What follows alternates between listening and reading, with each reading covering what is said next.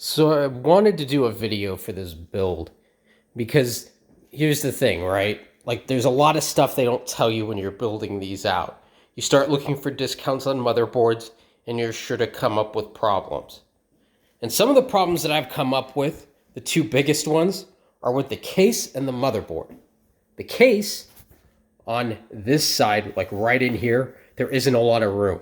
So if you're going to be cabling inside of the case, you're going to have cables that stick out because there's no room between the outer panel and the inside of the case on the back plate of this. And that's a huge, huge issue for everything that you have in here. And I can't give this case like a 5 rating, you know, on a 1 to 5 scale rating. I got to give it a 4 because it has real issues like that, where there's just not enough room for cables in here coming from the power supply. If you use a 1,000-watt power supply, and logically, like if you have the motherboard connectors that go from the back to the motherboard components and the video card components through here, you're not going to be able to make them fit with your fans and your fan controllers. You're going to have to reroute that over through here, right? Or through some other part of the back end. And that's just horrible. It really is. So, I mean, the case has these internal screws on the connectors for the PCI slots. That was nice in 2008, but in 2022, it's kind of outdated. The problem that you run into is that you need a standoff because the case doesn't come with one. So if you're going to hold the video card up so it doesn't look floppy on the sides, you have to order one. I ordered a really long one, and you want a long one that can touch the bottom of the case because there's actually a little panel that goes down there, but I took it out because I had to make the riser stand, the card holder stand fit. So that way it would hold up the OC formula. It's running the RX 6900 XT, and this is just a huge video card. Like this video really doesn't do it justice, but it barely fits inside of the Meshify.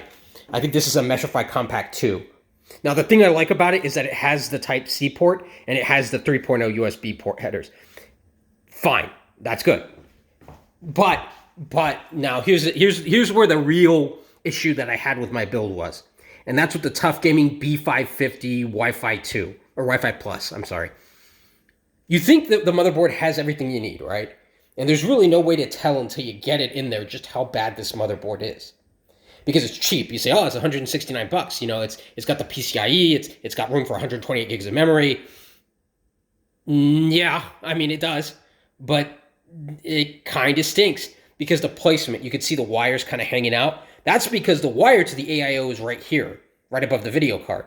And there's no way to really route things in the back of this case. So that's both a failing on the case and on the motherboard for the placement. The placement of everything in this motherboard is just awful, really awful. The other problem that you run into is with the M.2 drive.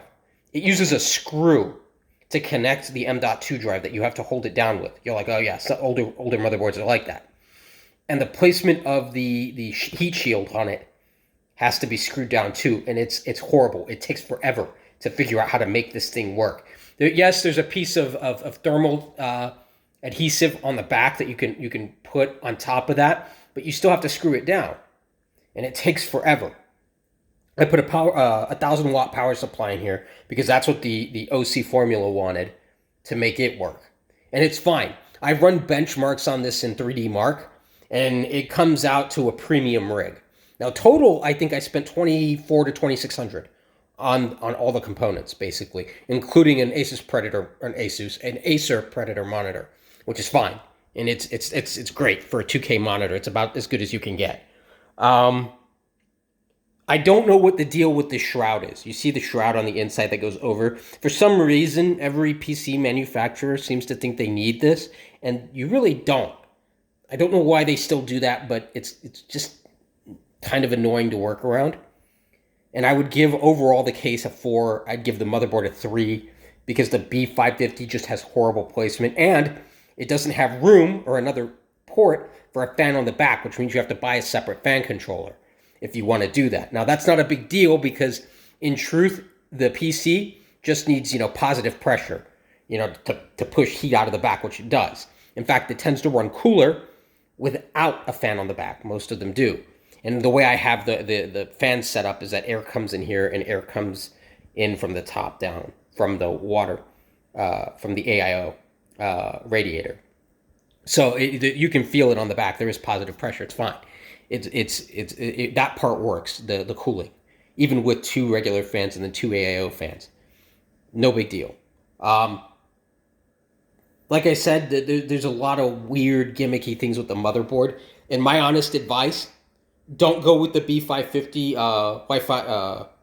Wi-Fi Plus motherboard. Go with the B650 or whatever they're up to now. Just save yourself a bunch of headache and put a few dollars into the motherboard, so you don't have to deal with, you see that cabling in there? So you don't have to deal with this cabling mess. And even underneath it, you really can't see it, but there's a cabling nightmare. The other thing that I ran into, the other problem, is the 1,000-watt Corsair power supply. The cables are really, and they always are. I mean, I don't know why this would be unique to Corsair, but they're really stiff. And they have these extra dongles hanging off of them, so they're not mounted on individual rails if you use them. So you have to plug them in on individual rails in the power supply. So that's what each one of these does. And there's 3 that I have plugged into one video card. That gives you an idea. The AM4, I have the 5800X processor, and that's fine. No issues there. It's great. The build overall is solid. I mean, like I said, in 3D Mark Vantage, you get a premium rating for a $2,400 PC. I mean, if you were to buy this from another company, you'd probably spend at least $5,000 on it. So overall, great money for the value. I would upgrade the motherboard though. Everything else is fine.